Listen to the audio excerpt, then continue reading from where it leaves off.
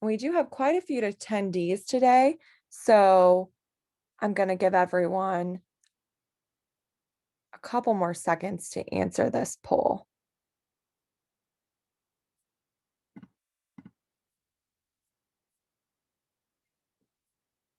Oh, it appears that no one was able to hear me at the beginning. I apologize for that, everyone. I'm not sure what was going on, but hopefully you were able to follow along on the closed captioning. I'm going to go ahead and, oh, people are still answering, so I'll just kind of reiterate what I said, but basically I just wanted to welcome everyone this morning. I apologize for that fluke. The housekeeping things is that this session is being recorded. You can find it within 48 hours on the Illinois WorkNet website, as well as on our website as well. And then there will be a follow-up survey tomorrow. We would appreciate your time in taking that. I'm going to go ahead and end this poll and share the results. And just to debrief, we have a wide variety of you joining us from throughout the state. So welcome everyone. Thank you for spending your morning with us. We are at the mercy of technology this morning. Guess we're all used to that now. We like to joke in our office that technology is the new traffic. And then if we could go ahead and answer this next poll for our WIOA Wednesday logistics that we always take is just which partner do you best represent?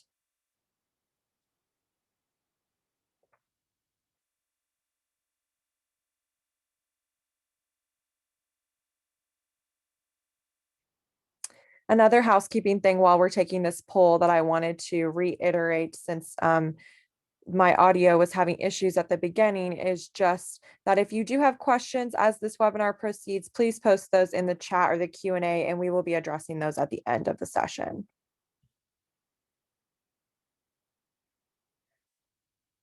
All right, those polls are still coming in. We have great attendance this morning, so thank you so much for spending your morning with us, everyone. We have some great content planned for you today. We're very excited to learn all about WIOA services from Jim or James Potts.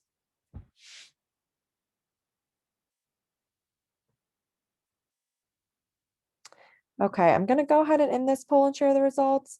And so most of you are joining us from Title I this morning, which is great. And then a couple other sprinkled across our other partners. So again, welcome everyone. Thank you for bearing with us this morning as we had that little rough start with our technology. And then I'm going to go ahead and hand it off to our presenter today, Mr. James or Jim Potts.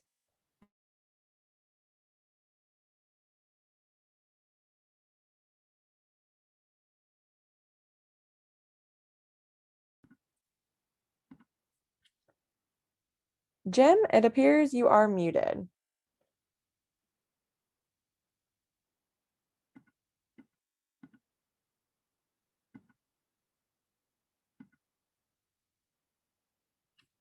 There we go. All right.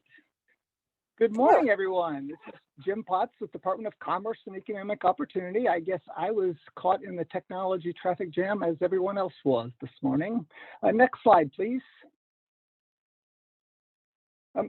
The primary objective of this PowerPoint is, let me get my screen has the chat box right in the middle. The primary objective of this presentation today is go over the various WIOA services and discuss the importance of a plan supporting enrollment services.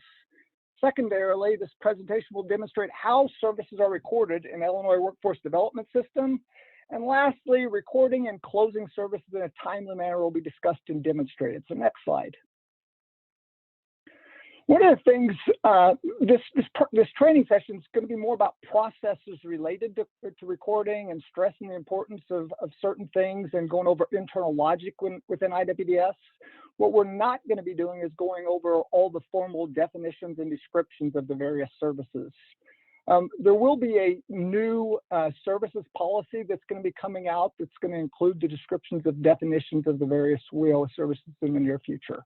Next slide, please. There's a lot of federal guidance that drives today's presentation, and I won't bother reading them all, but those are the different federal guidance, including the legislation itself and a number of key goals. Next slide.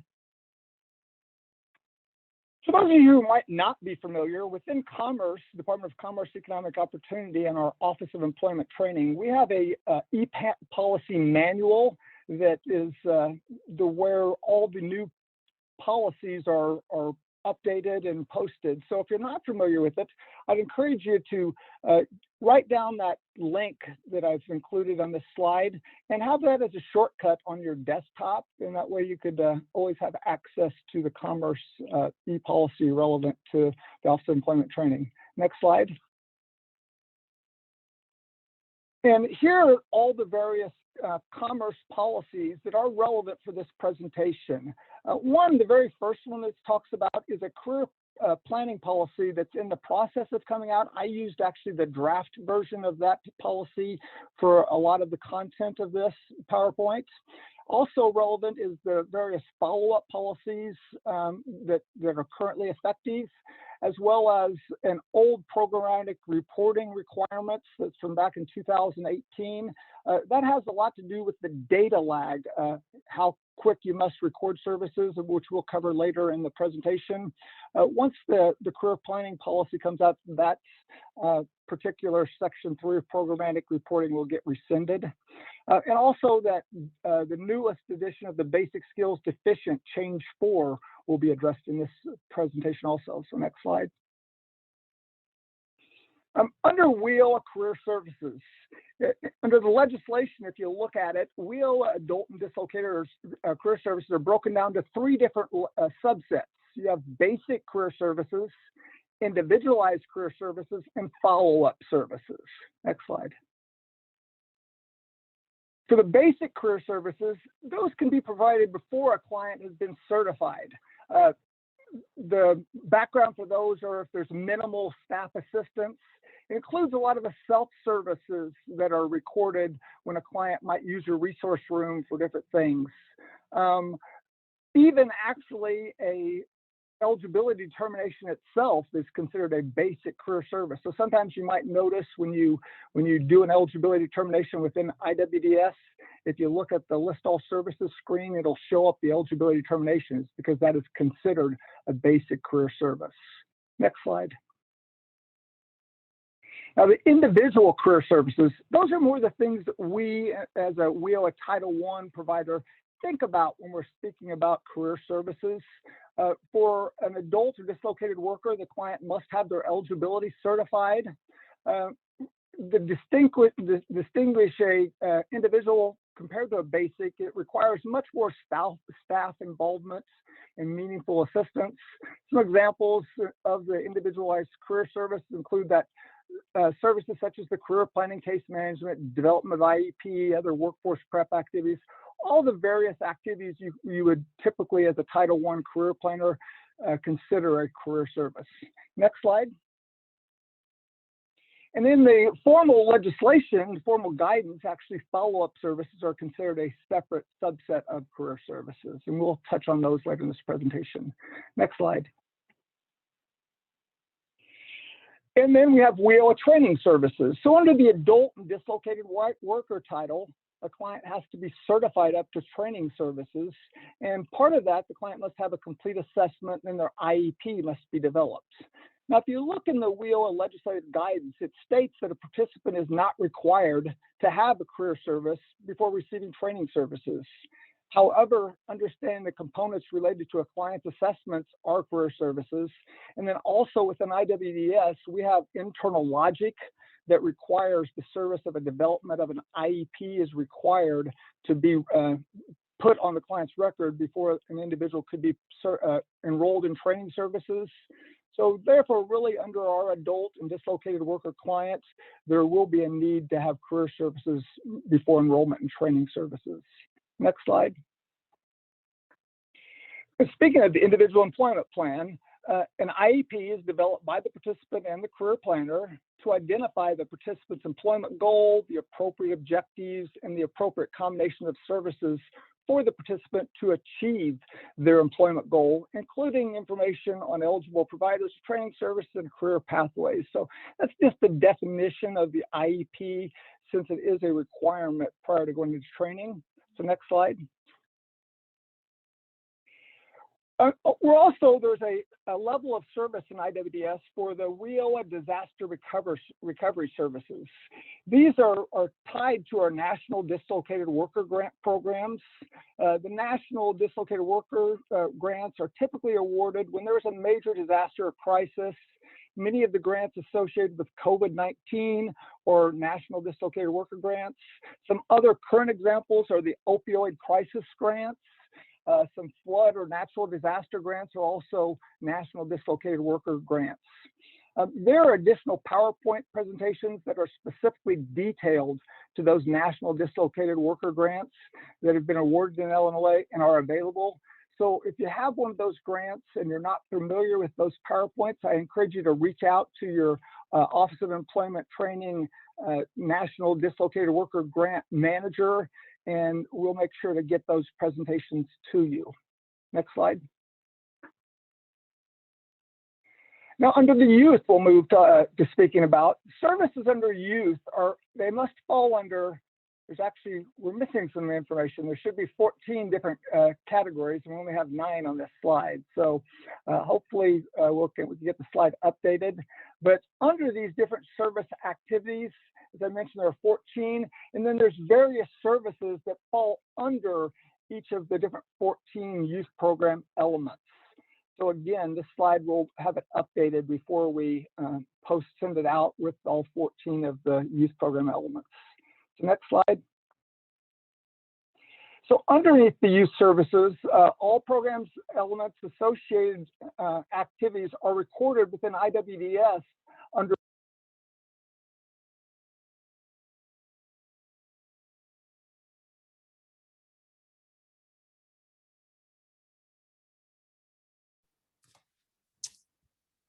Jim, your sound went out.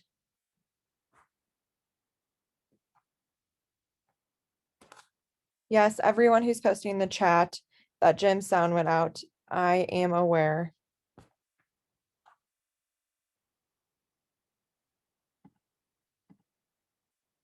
We truly are at the mercy of technology this morning.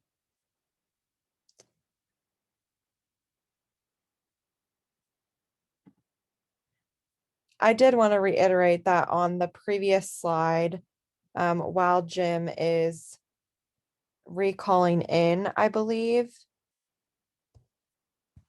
I did want to reiterate that on the previous slide, on the slide deck, if you download the slide deck, it does have all 14 of those items that Jim was referring to.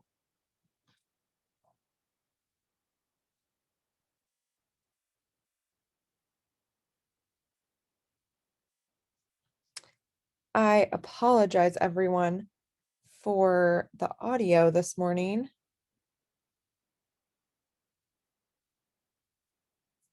One second, I'm going to try to get Jim back on the line. Thank you for bearing with us.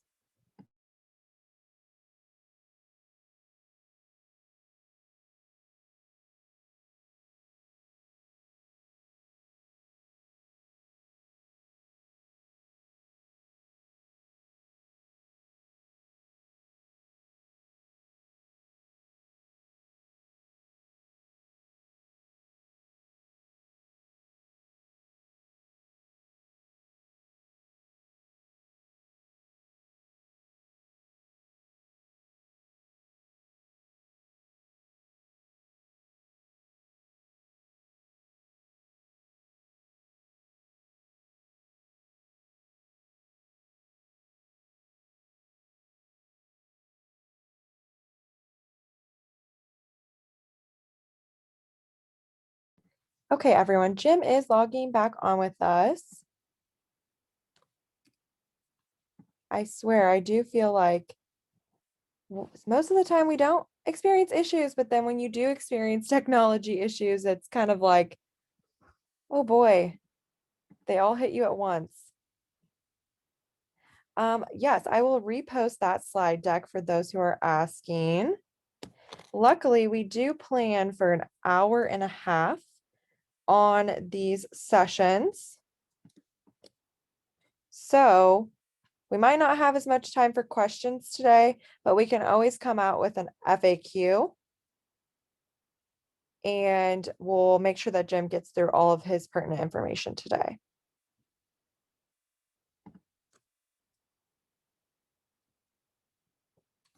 I just posted the slide deck.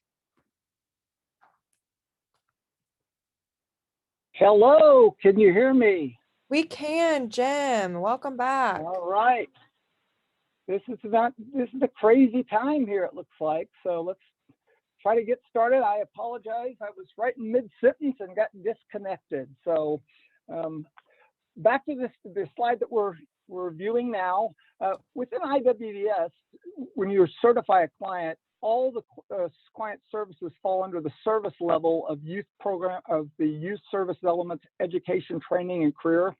This was a new change. Those of you who work with the youth clients might have noticed this change back around the September of 2020. We used to have under 4 different subsets of youth services, and I think this new way of doing it under just one level is a much easier way than what it had been in the past. So next slide, please. One of the things that's really important to understand about our youth title is under the WIOA guidance, it requires that all youth must have the objective assessment of their academic levels, skill levels, service needs of each participant, which includes a review of basic skills, their occupational skills, prior work experience, employability, interests, aptitudes, supporting service needs, and development needs. And this assessment must also consider a youth's strengths rather than just focusing on the areas that need improvement. And then you use that information that's gleaned from the assessment to work with the client to develop their individual service strategy to support the enrollment in WIOA services.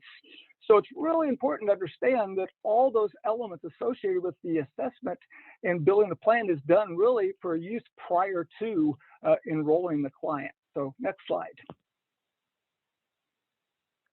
So then, as mentioned, you would develop that individual service strategy with the client based on the information that we've received from the assessments. And then when you certify your client under the youth title, that is when you should record that first service of the individual service strategy. So next slide. So now we're going to move into recording services portion. So that initial portion was more just going through some of our definitions of how services are laid out within IWDS. So the first one we're going to talk about is recording local services. As mentioned earlier, those are considered a basic career service and do not require an individual to complete a WIOA application or have their eligibility certified or determined to receive these services. So next slide.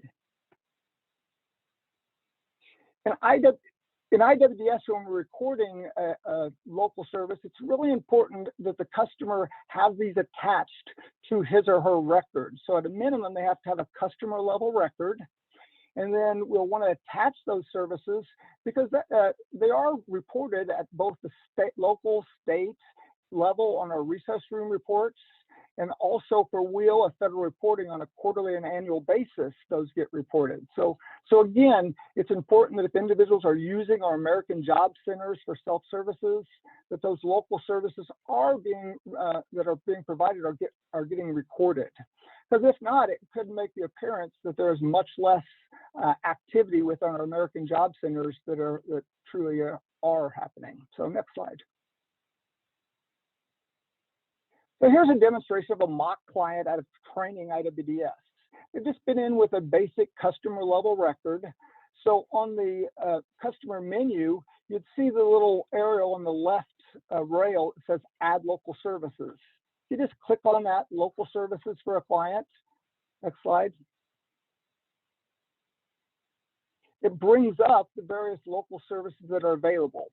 One thing that's important to understand is each local area has the ability to include the various local services that they want to provide. So not all local areas might have the exact same looking screen. And again, this is out of our training database of of IWDS, which is set up under LWIA 20. That's the reason why it's showing up this way.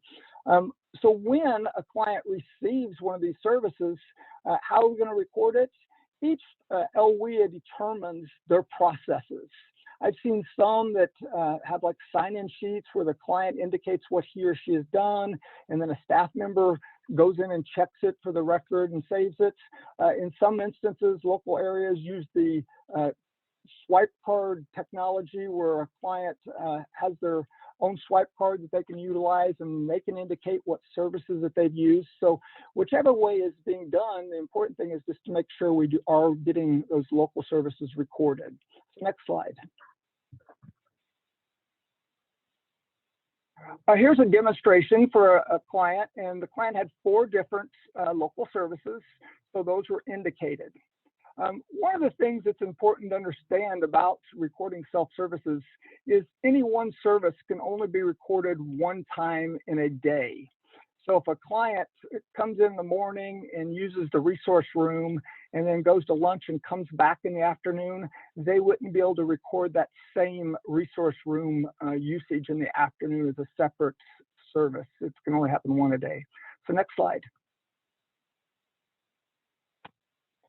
Now, once you go back, if you want to look how the local services are showing up on a client from the main menu, if you just click on that list all services, please, next slide.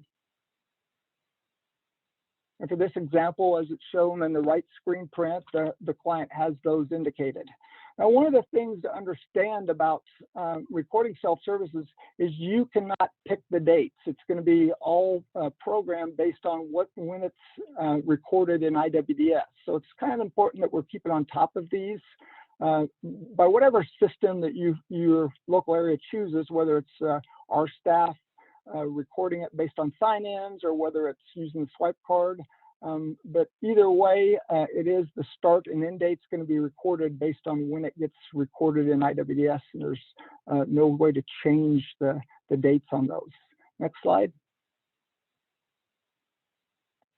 So now what we're going to move into after demonstrating how to record those self-services is we're going to speak about if a client, in this case, we're going to touch on an adult and dislocated worker client, has been certified, and now they're going to be enrolled in services. So some of the important things to understand about the dislocated worker and adult title is the processes are the same, meaning the client has to be certified up to career services to get career services. They have to be certified up to training services to receive training services. So for this example client first, it's going to be an adult client. And it's important for your adult clients, if they meet any of the priorities that's set out, which are adult low income and or adult basic skills deficient. If a client meets either one of those priorities, we want to make sure that the record in IWDS gets certified for that priority. So next slide. In this example, the client met both adult low income as well as basic skills deficient. So the client had been certified under both under career services. Next slide. So as I mentioned earlier, there's a new career planning policy that's going to be coming out. It's going to be a great policy that's been needed. One of the things in that policy, and it's going to stress that any services provided for a client must be recorded within 10 days of the service delivery. Meaning if you provide me a service today as your client, if you don't record it now within 10 days, you need to have that service recorded. So it will allow you to backdate up to 10 days. Now, another thing that's important also to understand that this guidance is going to be addressing is on the back end of that, the guidance will also state services must be closed-ended with an indication of a completion status of successful or unsuccessful within 10 days of learning of the completion of the service through regular 30-day contact. So it's important that we're staying on top of our services screen. A services screen should reflect what is going on with a client. So the importance of understanding the timeless of recording services is very important. Next slide. Allowable services. Various services are available for both the adult and dislocated worker title. However, not all grants are set up to fund every service. The individual who is assigned overall responsibility of the grants at the OEA and the OET staff who work with the statewide grantee is going to be determined what services are allowable and could be funded under the particular grant. Often, local policies and guidance, such as your local supportive services policies, might dictate that there are only certain supportive services available as an OEA or for a specific grant. One of the handouts that I included on the tools that are available is a handy little WIOA self-service, supportive service desk reference. So if you're not familiar with that, I encourage you to look at it and print it out. One of the things to understand about that reference, there's a number of different supportive type of services, but again, it doesn't mean every grant or every OEA is going to fund every possible supportive service. Just because a lot of times if you start looking at it, you know, part of supportive services allowed could be helping folks pay rent and things like that, but it would eat up budgets really quick if we started providing those types of services. So again, reference your local policies to see what are the allowable supportive type services. So next slide. One of the things also it's important to understand about the process for reporting services in Illinois Workforce Development System is the provider-entity relationships.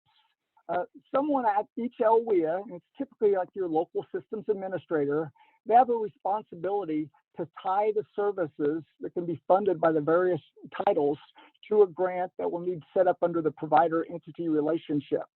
For statewide grants, the grantee will work with the particular Office of Employment Training grant manager who will coordinate with the reporting unit to set up the provider entities under LWIA 90 within IWDS. If for some reason why that when you're trying to enroll your client in a service and something's not available that you believe should be, I encourage you to reach out to whomever at your local area sets up those provider entity relationships to see if maybe the relationship needs updated, or if it's a statewide grant, contact your grant manager. Next slide. The next thing that's important when you're registering a client for services, you have to select the title that the client's going to be enrolled in. Now, this particular mock client has only been certified under the adult title, so 1A is the only choice. If a client had been certified under multiple titles, then each of those would have been available. But again, for an adult, just 1A is going to show up, and that's what this example. We'll go over the dislocated worker and the youth a little later in the presentation to show those also. Next slide. If a participant had been certified under both career and training services levels, you'd be required to choose the service level. But in this case, the client has only been certified up to the career service level at this time, so that is the only possible service level choice. So next slide. And again, each local area is going to be choosing which services might be available. So I've, under this mock provider relationship under LWIA 90, or excuse me, LWIA 20 in our training IWDS, there's several services listed. Again, your services, career services might not match up, be the same, because it is based on what services your LWIA, the person who sets up those provider relationships, has indicated as a possible choice. If the grant is a statewide grant and something's not showing up, again, it's important to reach out to your dislocated worker grant manager here at Office of Employment Training. Next slide. One of the things I want to touch on, and we'll touch more in depth on it, is same-day services. Several of our services in IWDS are considered same-day services. And you can see that by the indication of the red text that's next to the activity. The development of an IEP is a same-day service. And again, we'll get more in depth on what same-day services mean and recording those in depth a little further along in the presentation. So next slide. Next, timeliness of closing services. An important distinction about all services. A service should not be left open if the service is not currently being provided. Meaning just because a service is not labeled as a same-day service does not mean it should be left open when the service is not currently being provided. As I mentioned earlier, participant services screen should provide an accurate at-a-glance snapshot of what is going on with the participants. And then the case notes should be used to tie together the entire picture. So again, timeliness of making sure we're opening and closing services that are active are really important. Next slide.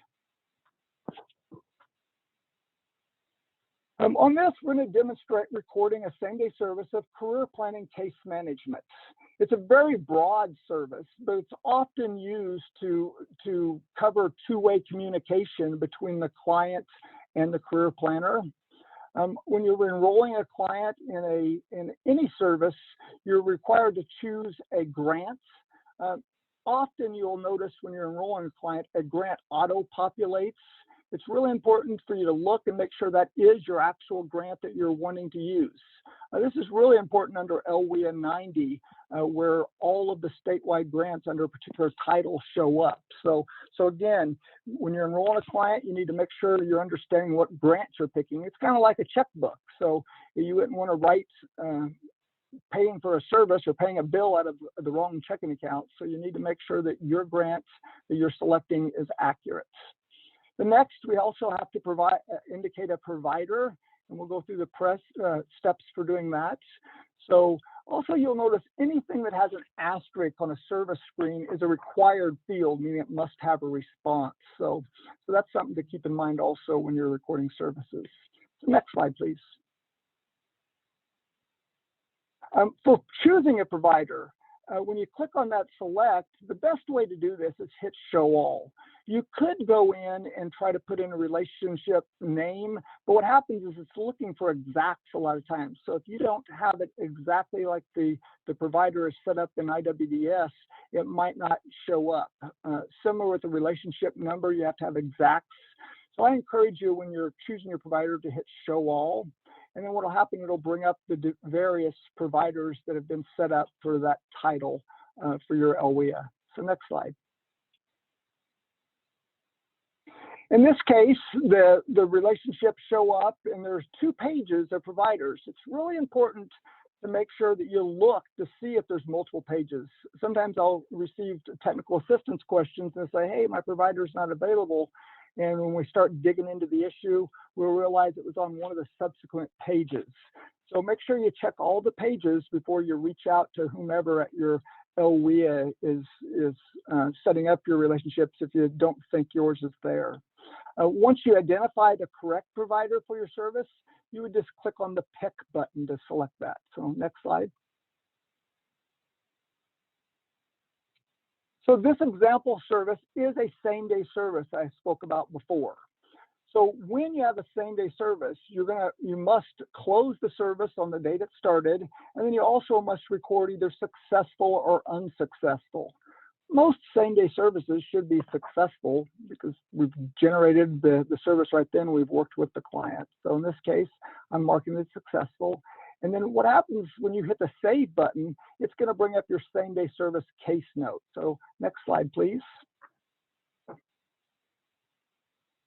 Oh, before we get to the same-day service case note, let's have a little discussion about successful, unsuccessful of a service. Sometimes this question comes up and people are unsure which I should mark for successful or unsuccessful. If you're not sure if your service is considered successful, I encourage you to reach out to your supervisor for advice. If after discussion with your supervisor and you would like to have further guidance, I encourage you to reach out to your Department of Commerce OET programmatic monitoring staff assigned for your LWIA to get some further guidance. Next slide. And now that's that same-day service case note that's going to come up. When it comes up, it's going to ask you to record a program. It's going to ask you to have a note subject and then the note itself. Next slide. On this, the note subject, I can't say it any more than I really encourage you to use that to tailor it to your specific note. You get a lot of monitoring staff, both federal and state and even internal with your own agency that are tasked with reviewing case notes. And if you can put a little indication in the note subject of what's going on with the clients or an indication of what this note's about, it can help that process. Also, your same-day service case notes should be indicating what went on with the appointments. You should also always consider having a next step planned at the end, because we don't want to just leave a client hanging. There should always be a next step, and that should be reiterated in your case notes. Those case notes are really important, and it's not just for you as the career planner, because you know your clients, but supervisors, monitors, both federal, local, and statewide, they use these case notes to tie together the picture about the client. So I can't encourage enough to make sure that you're telling that story, the client's story, when you're recording case notes. So next slide, please. So now we're going to talk about, we have a client, and he had the original career planning, which is a same-day service, and now he comes back in the next day for a follow-up appointment. So we don't want to record a whole new service. What we want to do is add an additional episode for that original same-day service of career planning case management. So this next few slides are going to demonstrate doing that. So notice on this, the end date was 3/8/2021, as that was the date we had the last appointment with the client. Now he comes back in on the 9th, the following day. So now you want to record that. So you just click into the original case management or career planning case management service. And next slide, please. And what happens when you click onto that, you'll see down towards the bottom, it has a button that says add additional episode. When you're adding a subsequent version of any same-day service, you just click on this add additional episode. And what happens is, next slide, please. It brings up the same-day service case notes. So you'd put the contact date in there. One of the things about the contact dates, if you have a little data lag, it's going to always bring up the current dates. But you could go back and put it up to the dates of when the client had provided that service. So in this case, it was on 3/9/2021, so I recorded that date. And then I tailored the subject. The client had done some research about a training program, and then we put in the case note to explain about his training. He's going to go into a CDL truck driving training. So when we save and return this, you'll notice on the next slide that now the end date, next slide, please. The end date of that service now is 3/9/2021. So this is how you should be recording for all same-day services when you do a subsequent episode of that, is going in and adding those additional episodes. And that'll be demonstrated a few other times within the presentation, but it's something that's really important, and it keeps your services screen looking a lot better and cleaner versus page after page of the same-day services when you record those on subsequent dates. So next slide, please. So there are several advantages to recording those same-day services by using that add additional episode. Primarily, it's time saving for a career planner who does not have to recreate the entire service each time. Also, using that add additional episode button replaces the need to record the standard case note, since the information will be recorded under that same-day service case notes. And additionally, if the individual participant is in need of services for a significant length of time, by using that same add additional episode feature, you'll notice again that your services screen won't be layered with those same-day services that have been indicated by recording it individually. So again, add additional episode, it's your friend. It makes your services screen look better. It keeps everything nice and organized. So I encourage you to use that add additional episode. Next slide, please. Now back to speaking about the career planning policy a little bit, giving you a little peek behind the curtain of what's going to be coming out. Under that career planning policy, there's going to be guidance that's talking about using the service of comprehensive and specialized assessments. Right now, if you go through IWDS, that service has not really been utilized that often. But if you think about every adult and dislocated worker participant who is entering training services must have received their development of IEP and an assessment. So often that actual services comprehensive and specialized assessment has not been recorded, but it should be. So it's important to understand from a monitoring perspective, both at the state and the federal level, to document. So we want to make sure that we're recording that service of comprehensive and specialized assessments. Next slide, please. And for that definition, I know I said we wouldn't go into all the definitions of services, but I am going to touch on this one. This is the formal definition of comprehensive and specialized assessment.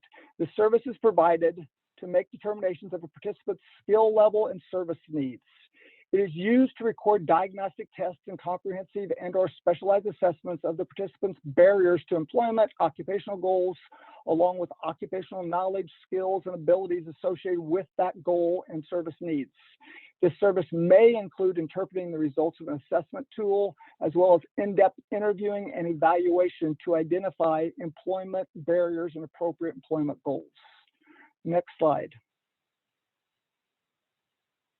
So under the new career planning guidance or policy, there's also going to be guidance that we need to start utilizing the assessment summary screen within IWDS when we're recording assessment actions. So if you look at a client's application menu, under the first column, there's a section called assessment summary. So go ahead and next slide, please.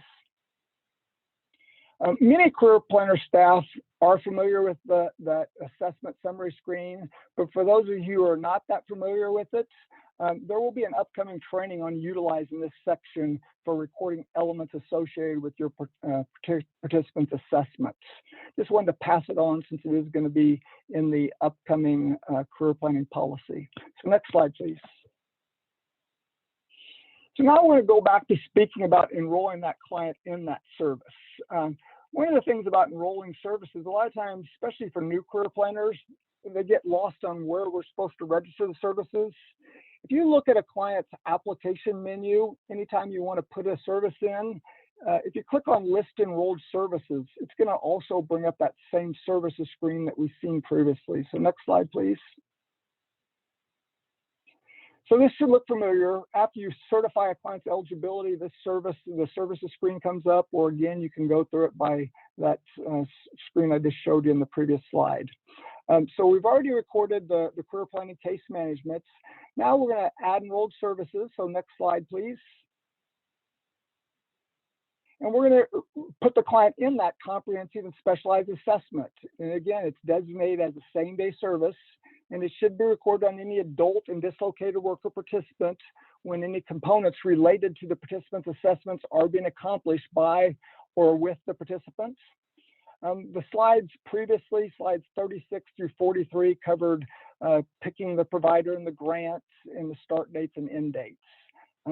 Like any same-day service, as soon as you complete this, it's going to send you to a same-day service case note. So next slide, please. And on this, here's just demonstrating of our same-day service case notes. We want to be detailed, talk about what we had done with the client. We're using this initial assessment to support the client going into training. So we're explaining what's going on with the training service, or excuse me, with the assessment to support that. So next slide, please. So on this, so now we've recorded both a career planning and the comprehensive assessment. One of the things that, as I touched on earlier, for any adult or dislocated worker client to go into training services, they must have an IEP. Well, there's an internal logic component in IWDS that requires the service of development of an IEP be recorded for any client before they can be enrolled in training services. So we're going to go ahead and demonstrate that to this adult client. So next slide, please. As was demonstrated earlier, we showed about picking the grants, picking the provider. We put in our start date, we put in our end dates. One of the newer things on this slide that wasn't previously is it requires a weekly hours. This weekly hours, just estimate how much time it had taken you to put together the particular IEP. And then you would save the service, and it's going to again bring up that same day service case note. Next slide, please. And again, One of the things about the current guidance relevant to an IEP, there's no current documentation that says we must use a certain form or we must use certain wording on it. One of the big things about an IEP is the IEP has to set out the overall goal of the client, his or her objectives underneath, and then the services needed to meet those objectives. So in this particular case, I'd completed a handwritten IEP, and I'm referencing seeing that in the client's original file. In some instances, you might see the entire IEP written up in the same-day service case note. However you do it, you just need to be made clear where this IEP is, so when somebody's coming to look at your client's record, that they have an ability to go to wherever that information's at. So next slide. Oh, one of the last thing about the IEP, it is a living document that should be updated anytime that there are changes. So we don't just complete our IEP and stick it in a corner. We want to make sure that it's being updated when appropriate, and anytime that is done, we should add an additional episode of that same-day service of development of an IEP. So next slide. And again, the past several slides recording 3 different services that are considered same-day services have been demonstrated. When subsequent episodes of either the career planning or case management, the comprehensive specialized assessment, or development of IEP is completed, the same additional episodes broken out under slides 40, 60, 50 should be followed. Note, this is an important thing I want to make sure to pass on. If your interaction with the participant was not two-way communication, you should not be recording under the same-day service. You would want to record under a standard case note. And here's an example. If we have a career planner that reached out to Mr. Jones, who was attending training, and left him a voicemail, this would not be an additional episode of career planning case management. It should just be recorded under a standard case note. So next slide, please. Here's a listing of all the current same-day services that are in IWDS for an adult dislocated worker. So you have referral to employment, you have job search, you have UI filing, assistance establishing FAFSA, the assessment one I spoke about, development of IEP, group workforce research, workshops, career planning, and then out-of-area job search. But again, if your service, just because it's not annotated as a same-day service, it still must be closed and opened when it's being provided. It shouldn't stay open just because it's not a same-day service. So next slide, please. I do have a slight survey question for you. And think about this yourself. You don't have to respond in the chat box. Mr. Jones is a participant, has been in communication with his career planner via a planned phone call every 3 weeks while he is in WIOA funded training. Yesterday was the day that Mr. Jones was scheduled to check in, but he did not call. Today, the career planner phoned Mr. Jones, but only received his voicemail. A message was left asking him to return the call. How should this action be recorded? Under A, record an additional episode of career planning case management, and under the same-day service case note, indicate a voicemail was left. B, record a standard case note about missing the scheduled check-in date and that he was left a voicemail to call back and check in. C, record a new service for Mr. Jones regarding leaving him a voicemail. So again, you spoke your client, you've been checking in with him every 3 weeks, he missed his call in. How are we going to record the actions we've taken? So next slide, please. The appropriate way to record the communication of leaving Mr. Jones a voicemail would be under the standard case note. You would not want to record it under the add additional episode of a current service or create a new service, since there has not been any actual two-way communication or service provided.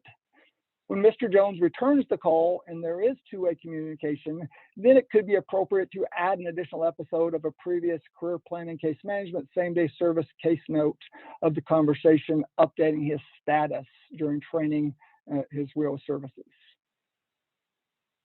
Next slide, please. So now we're going to move into WIOA training services. Under WIOA Title I, before an adult or dislocated worker can receive WIOA-funded training services, the participant must have a complete assessment, and the IEP must be developed supporting the following issues.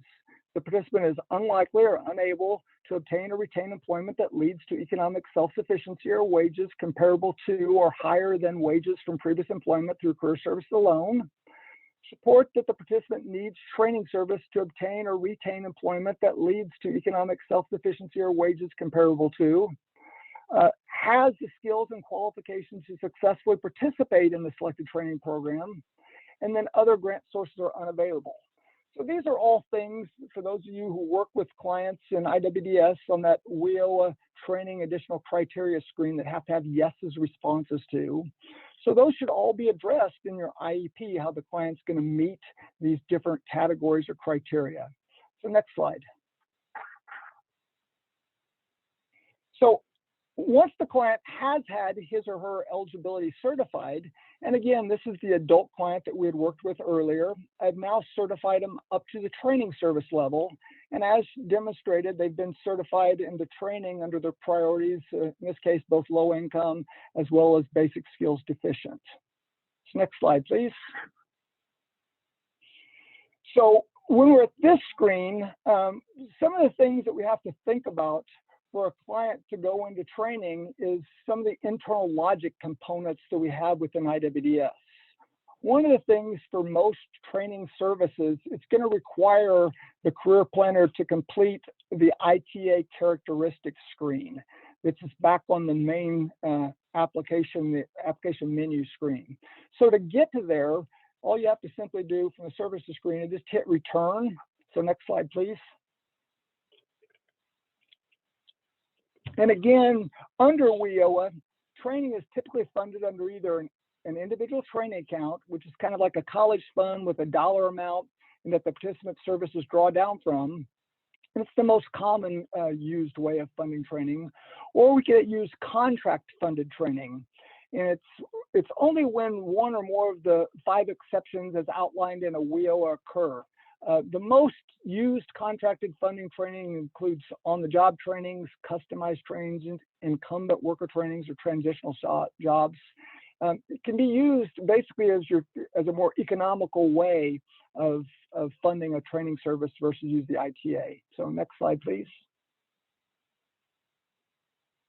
And on the main application menu, it's on the far right column under services. You click on the ITA characteristics. The next slide, please. And again, one of the things about the training services, the following services do not require to have an ITA characteristic screen finished. The customized training, either OJT, either private or public sector, or the training paid by non-WIOA Title I funds. All the other training services are going to require this screen to be completed. One of the things that we get some questions about, even the training for placed in adult secondary education and prerequisite training courses where there's really not an actual ONET for the training, and ONET must be populated or on the ITA characteristics screen. So in those instances where that initial training might not have an ONET, since your internal logic with an IWDS is going to require an ONET, record the ONET for the participant's overall employment goal that the individual will eventually move forward with in training once secondary education or prereq training courses are completed. So next slide, please. And here's just a screenshot of the ITA characteristics screen. So again, you have to have a dollar amount. Looks like we're missing some of our content got blocked off, but it asks you for a dollar amount. If the training will not be provided via an ITA, then using contracted, you wouldn't have to put the dollar amounts. If it was, then you'd want to put a occupational ONET. It doesn't have an asterisk, but the ONET is a required field where the dollar amount, if it's one of those other types of trainings, is not required. One of the things about your ONET, it should be matching up with what your service, with what your IEP is that your client has listed on their plan. So that's what we should be looking for. So next slide, please. There is not internal logic within IWDS that makes sure dollar amounts of the ITA and that the ONET matches up with the actual training service. So that is not an internal logic check that the system has. But for those types of things, monitors are looking at that to make sure that they do match up. So again, just because the system doesn't have a logic check to make sure, it doesn't mean you don't have to do that. So again, your ITA Characteristics Screen, it should have an actual ITA amount. That can be adjusted if it changes, so keep that in mind. And then you should again have your ONET code of what the training that the client is going to have for his or her completion of once all services are completed. So next slide, please. So there's another internal logic check associated with training services for your adult and dislocated worker, and this is tied to assessment tests. It's going to require that any adult or dislocated worker have a math and reading assessment test dated within 1 year of the date of the training beginning. For the youth clients, when they're getting enrolled in training, they must have a math and reading assessment test within 6 months. But for the adult, it's up to 1 year. Now, there are some different guidance under the Basic Skills Deficiency Policy about waiving certain test requirements if somebody has certain things like an associate's degree or they've taken placement tests. I encourage you, if you're not familiar with that, to look at the Basic Skills Deficiency Policy that I referenced earlier. So next slide, please. So now we're into enrolling in services. So we're back into enrolling a training service. So we've completed that ITA Characteristics Screen. One of the things that for some of you folks that have been around a little while or have worked with IWDS, you might come across where you've tried to put that training service in and you hadn't completed that ITA Characteristics Screen, and you'd get an error message that's asking for that. So we won't have to worry about that because we've completed that. Now, this client has been certified up to training services. So now under the service level, you'll see both career and training are available to choose from. So next slide, please. On this,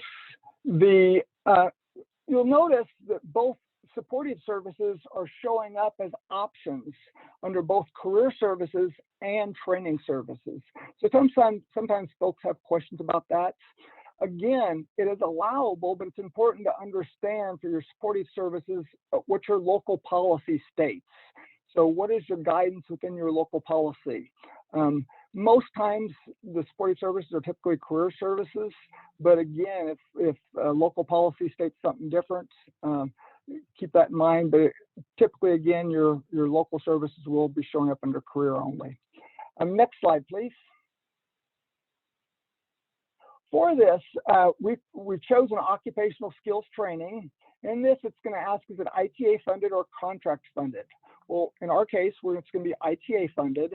So if you have ITA funded, you couldn't put a yes in contracted funded. It'll only allow a yes in either contracted or ITA. It's not going to allow a yes in both. You'd get an internal IWDS error message if you try to do that. So next slide.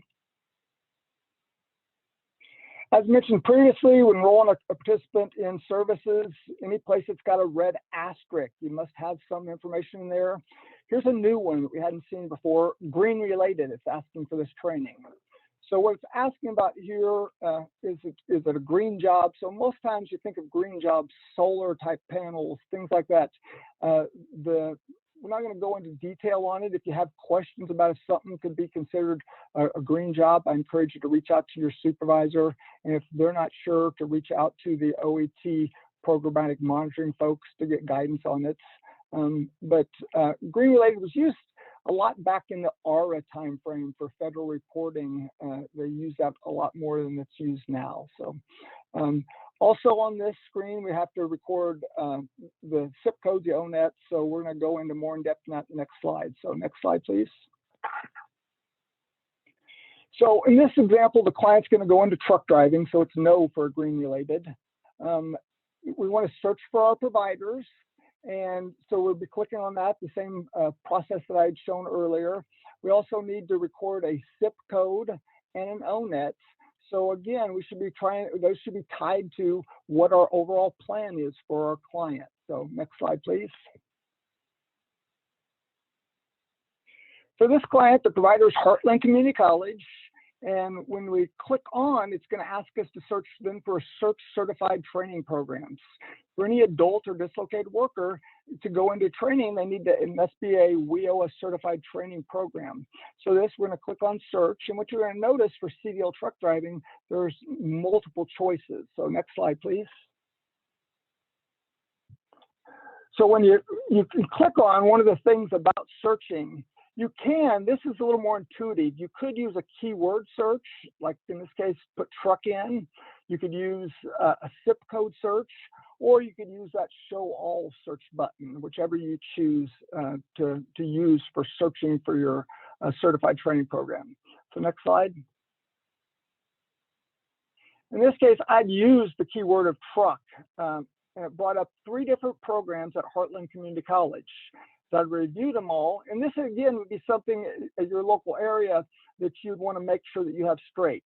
Now, keep in mind, this is our training platform of IWDS, so it's not real data. It's not real time. So you might see things that on this screen that's not appropriate or is not showing up in your screen, like truck driver trainee or refresher. I'm not sure if that's a real class, but again, our training IWDS, somebody might have put that in, one of our programmers.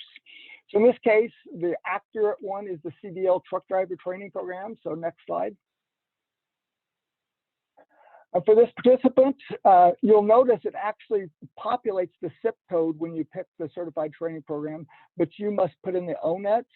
So for the ONET of this, we're going to use the same one that we had put on our ITA Characteristics Screen and record that. If you weren't sure of your ONET, you could also use the search button or the view available to pick which different ONET is appropriate for your clients.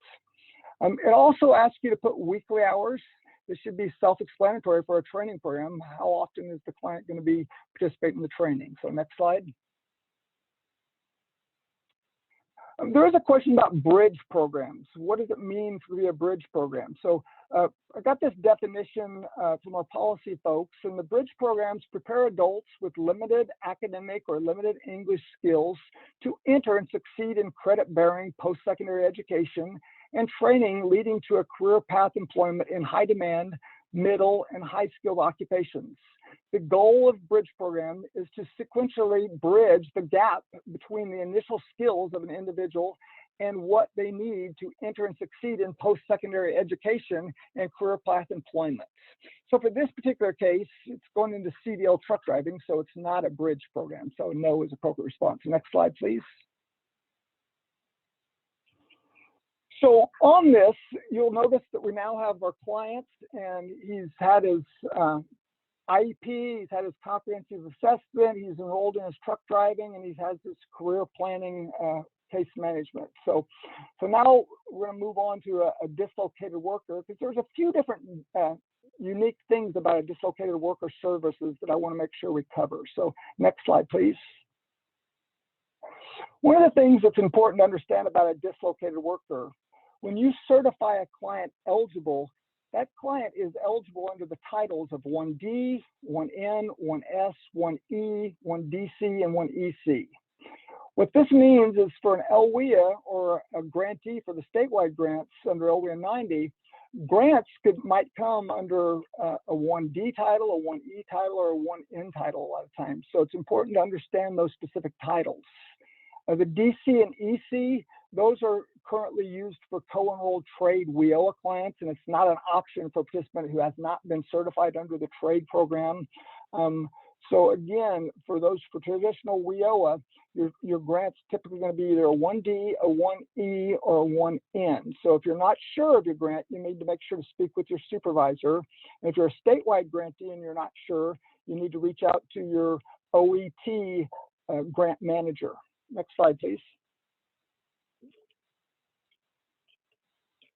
As was demonstrated under the adult example, services are added from the services screen that appears after the participant has been certified, or could be accessed from the participant's application menu by clicking on that list enrolled services from the far right column. This example client participant has been enrolled in several services already. We are now going to demonstrate recording a supportive service as this participant needs transportation service. So you click on Add Enrolled Services. Next slide. As was discussed in the previous slides, the participant has several options under title. On this, you're going to notice that you sometimes see the title of OTH showing up. Never choose OTH. What happened is that was set up for other grants outside of WIOA to possibly have services recorded on our WIOA Title I clients. Right now, that's not utilized. Our internal logic shouldn't let you pick OTH, but if it does, it ends up causing problems where the client can't be exited, and it's a lot of issues. So during IWDS training, I like to pass on guidance that I only want you to select OTH if you'd like to pay for that service out of your own pocket. Typically, that makes people remember, hey, I'm not going to fund this service out of my pocket, so they don't select that. So again, stay away from OTH. You want to choose the grant title, that's appropriate for whatever grant you're going to put these services towards. So next slide, please. So in this case, I've chosen 1D, but again, most dislocated worker grants are 1D or 1E. Many of the national dislocated worker grants or similar disaster crisis related grants are typically under a 1N title. And if you're not sure, again, reach out to your boss. And if it's a statewide grant, reach out to your grant manager at the Office of Employment Training. Next slide, please. As was demonstrated previously, we selected the career service level. We selected our provider for it. We're going to mark it as successful. Now, you'll notice that this is not a same-day service. Something to keep in mind for supportive services, there's going to be a discussion with the services working group to make these same-day services, because right now we have no consistency out there. Some folks might open up a transportation and they're going to provide it all through the semester, and then they open at the beginning and end at the close at the end, but there's really nothing telling us what's going on with the service. It's really important that you're case noting what's going on with your supportive services.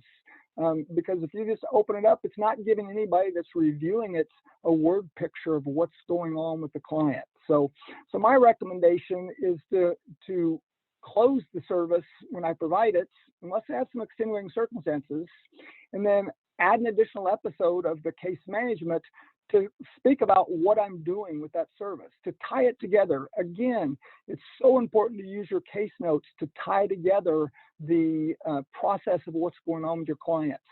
In the real recent past, we were monitored, when I say we, the state of Illinois, for a national dislocated worker grant program.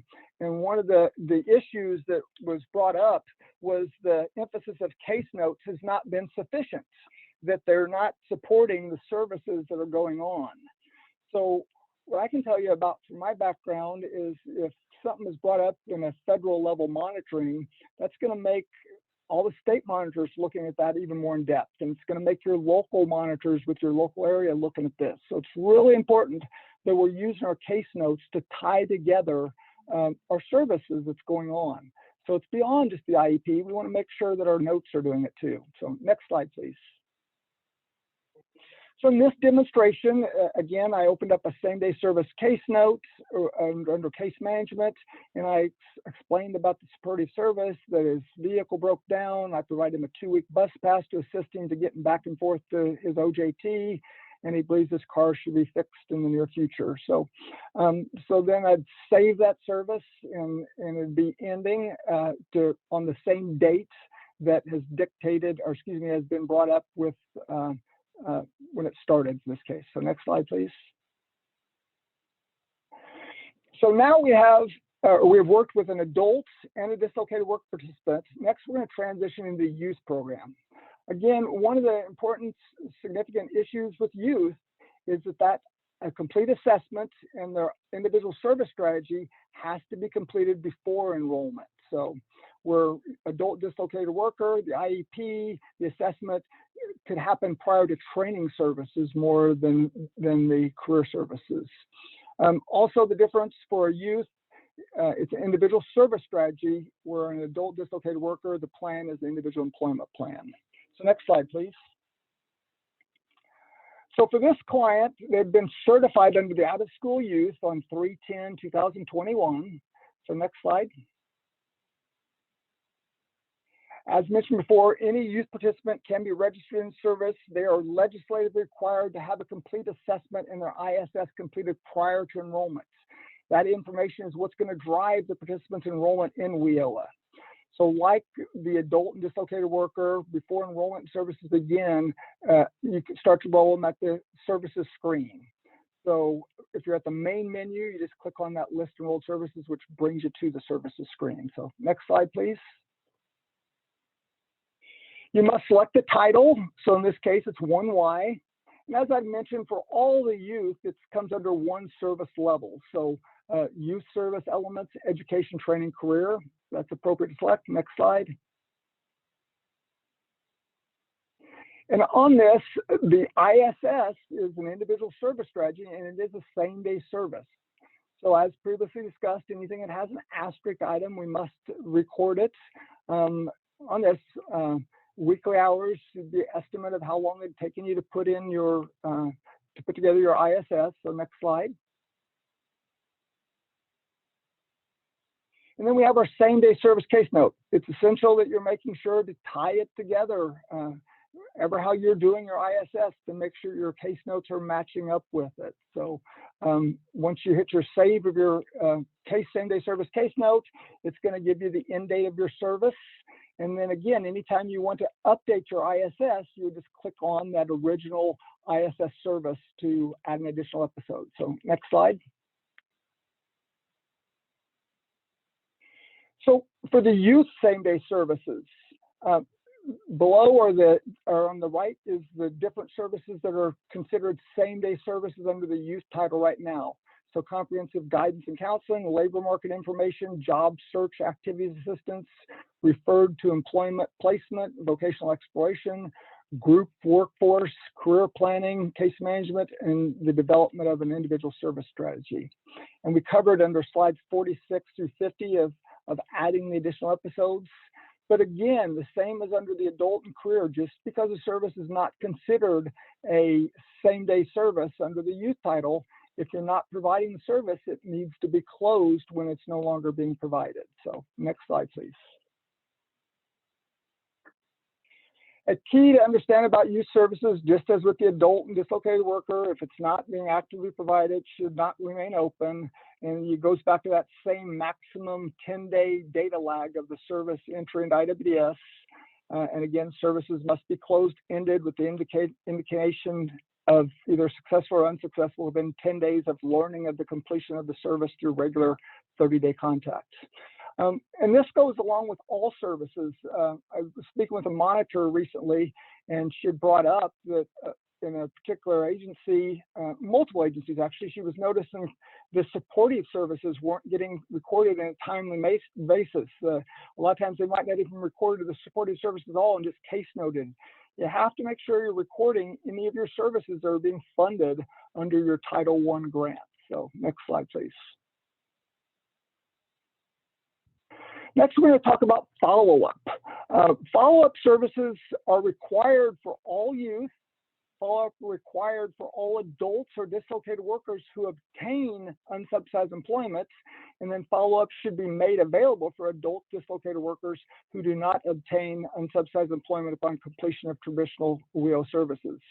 But when you keep in mind, for all of our clients, both youth and adult and dislocated worker, we're held accountable for their outcomes up to 12 months post-exit. So we want to be conducting follow-up with the client because we have a vested interest in how they're going to be doing over the next 12 months after they complete our program. So next slide, please. The federal guidance requires states and local areas to set up policy on follow-up services. With Office of Employment Training, we have Chapter 4, Section 2.4 follow-up services, which provides the overall feedback for the adult, dislocated worker, and youth program. And it relates to two-way communication, including telephone conversations, in person or via email, or other social media could be considered two-way communication as part of follow-up. This follow-up also states that sending a letter or leaving a voicemail for participant is not an acceptable two-way communication to be recorded as follow-up. So you could record it under just a traditional case note, but you wouldn't call that follow-up if you're just leaving the person a voicemail. Next message. Other guidance under the follow-up policy from Office of Employment Training is follow-up activity must be recorded in IWDS throughout the 12 months. The service of follow-up is opened, but the actual follow-up actions are recorded within the case note section or on the exit control panel of a participant's record. So next slide, please. So here's an example client. All services for the participant on the adjacent screen had been completed. The participant had met all the objectives and the overall goal outlined in the IEP, and he obtained employment as an over-the-road truck driver. On this, all the services closed, and there are no additional services planned. And the last service recorded was closed on 3/1/2021. So next slide, please. So the actual start date of follow-up could be recorded on the date the last service had ended, or you could open it on the date after the last service had ended. For this example, follow-up began on the date the last service ended, so that's the date I opened it up. So next slide, please. And again, the follow-up service should remain open until follow-up is completed. So you don't close it out until you're finished. But again, all of your actions taken as part of follow-up are recorded in your case notes or on the exit control panel. But again, case notes are your friends, so make sure you're utilizing those to explain what's going on during follow-up for the client. Next slide, please. And this just reiterates what I spoke about. The actions taken as part should be recorded in your case notes and when appropriate, the exit control panel. So next slide. And then the case notes should explain what occurred during follow-up. So in this case, we met with the client, completed her GED, and then successfully completed CDL truck driving, obtained her CL, and she began working for JB Hunt. So explain what's going on with the clients. And then we close the same day, or the case notes. Next slide, please. One of the important things to remember about follow-up is closing out the follow-up services. A lot of times we're having cases where they get opened up, and then once follow-up's completed, we forget to go back in and close out that follow-up. So once your 12 months of follow-up is completed with the client, you go in and you want to put your end date and the outcome of your follow-up. So next slide, please. So to recap, this concludes the presentation on WIOA services. During this presentation, we discussed the various types of WIOA services, which fall for adult dislocated worker under the career and training. If your client is certified as a national dislocated worker under dislocated worker or the subset of national dislocated worker, you'll see the disaster recovery services. We didn't cover that much in this PowerPoint, but again, we have separate ones for those of you who have national dislocated workers that aren't sure about that or want additional feedback. We spoke about the requirements to have a plan to support the WIOA services that a participant would or is enrolled. Reiterated the use of case notes, how important it is to make sure we're using our case notes to tie together what's going on with the clients. We know you guys as case managers or career planners know your clients inside and out, but those case notes is really for somebody else who needs to understand what's going on with the client. So make sure those are being updated. And then we want to record and close our services in a timely manner.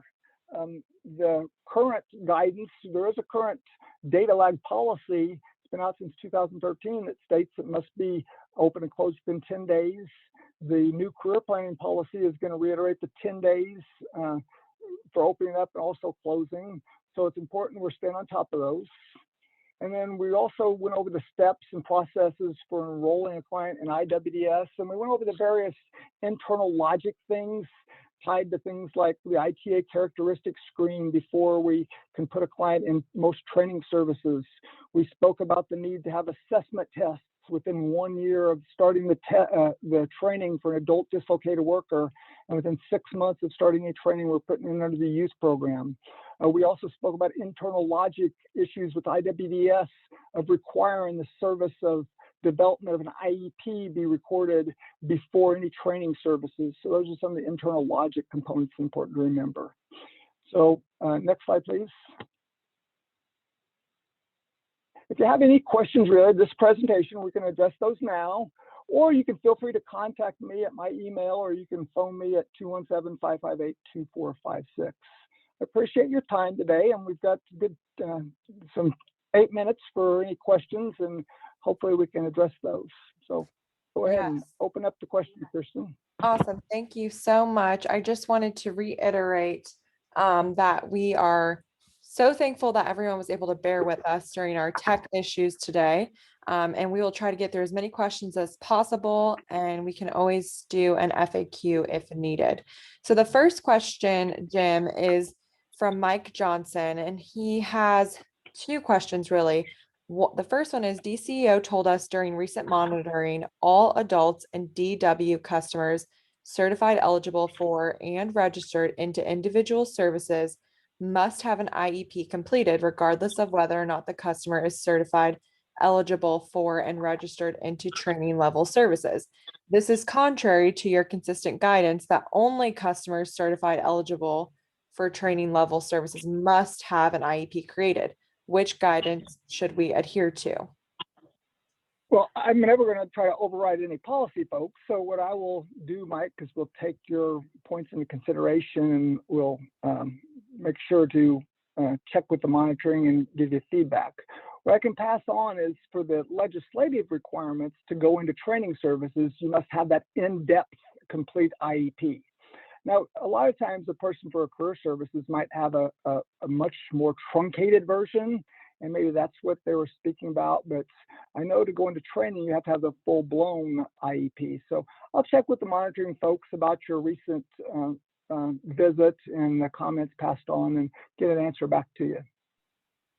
Great, thank you.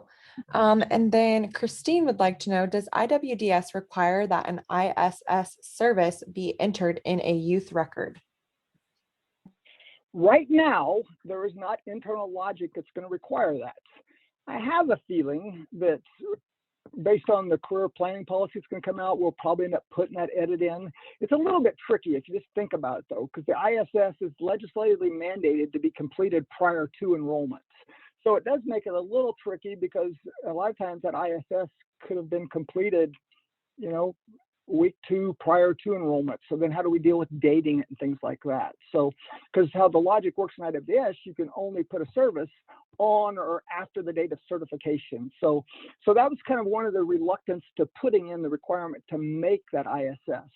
I think, again, this would be a higher level than me because I'm just a worker guy.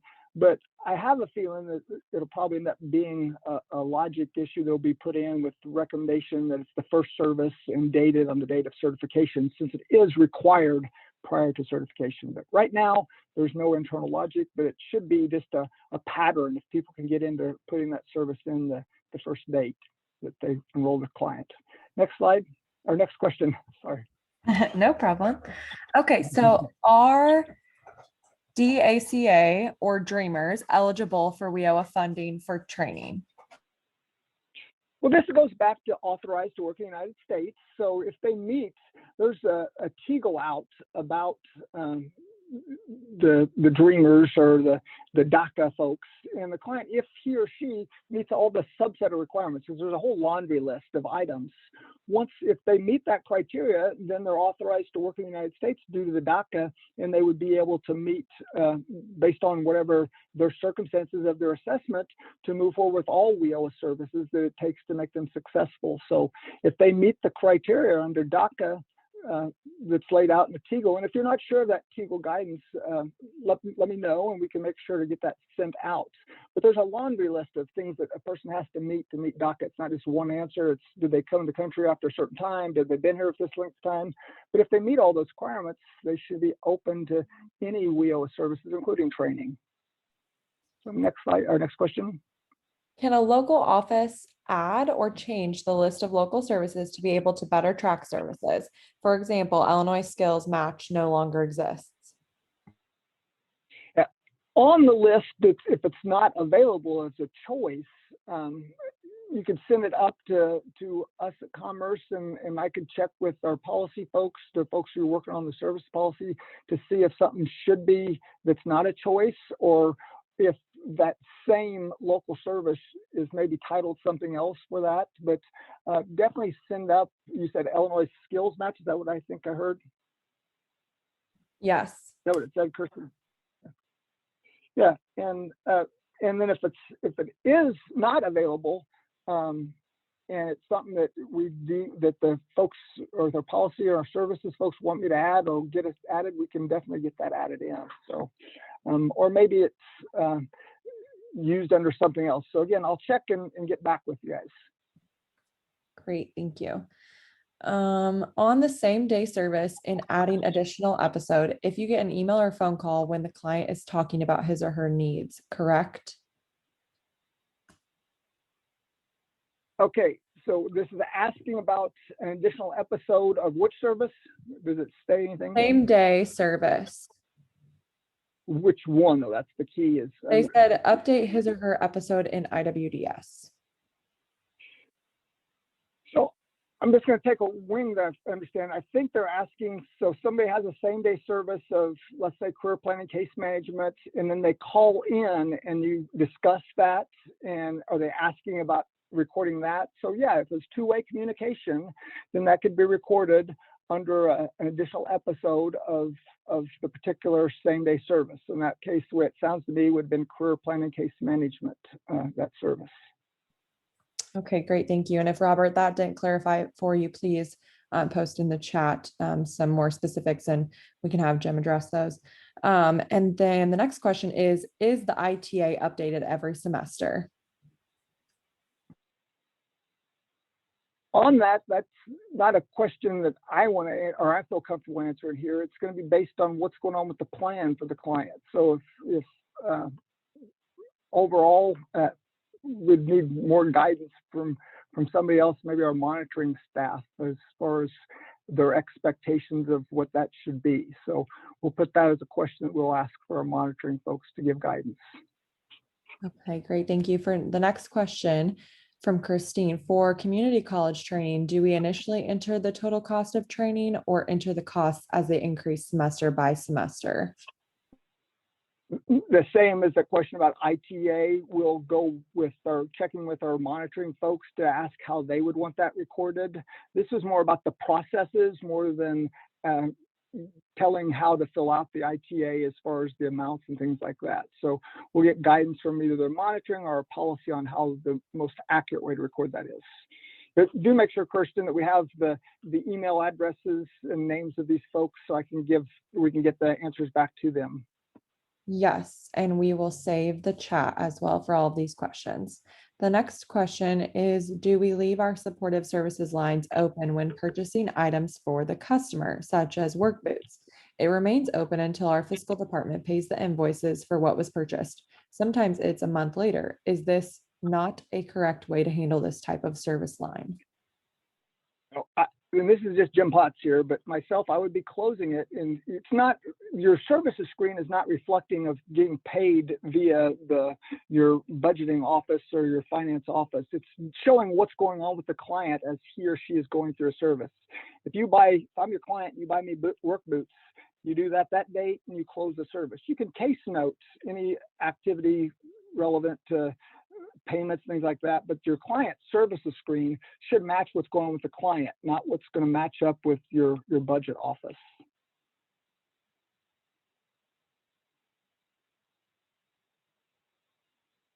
Next question. Yes, so we'll take one more question, and then Laura asked if we could put out an FAQ, Jim, and put that on our website as well as Illinois WorkNet. We should be able to do that. And then we will also send that same FAQ. We can send that out to all of the attendees for today in the follow-up email. But we'll take one more question Could the state or WorkNet provide more assessment options? Could the state or work? This is also a Jim. This is not saying that it's directly from guidance of policy. There's going to be guidance in the career planning policy more in depth about assessments. So look for that as far as more direction. But when you say more tools, if you could expand more of what we're speaking about, because most of our assessment tools on WorkNet are the interactive that between the client that he or she can fill out, and then also our assessment when we're working with our client one-on-one.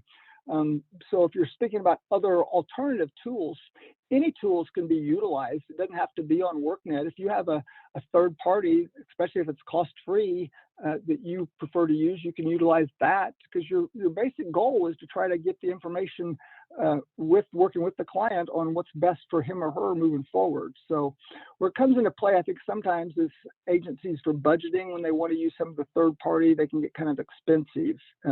And then if we have a similar tool on WorkNet, then it's a decision that has to be made at a local area. But it's something that if you have a specific, I'd encourage you to send it up or include in the Q&A, and we can ask our folks with policy to provide more detailed feedback on what they believe is best. Okay, great. Thank you, Jim. And I just want a few closing thoughts before I let Jim kind of close us out here, is that I wanted to reiterate that this session was recorded, and we will edit out the technical difficulties that we experienced today from the recording. Thank you so much for all of you who bared with us today. Jim, you are getting a lot of thank you, Jim Potts, for this awesome information. A lot of thank you, Jim, for excellent training. So it's always great to hear that positive feedback for Jim and for our center. Please feel free to take the follow-up survey, which will be emailed to you tomorrow. The link in the follow-up survey will also take you to the presentation materials from today and the recording. We will be sending out an FAQ. I will get all these questions to Jim and then work with him to send that out to all of you so that we can address all the questions we weren't able to get to for today. Jim, any final remarks? I just appreciate everybody's time, and have a great day, and we'll be in communication later. Awesome. Thank you so much. Thank you, everyone, and have a great rest of your Wednesday.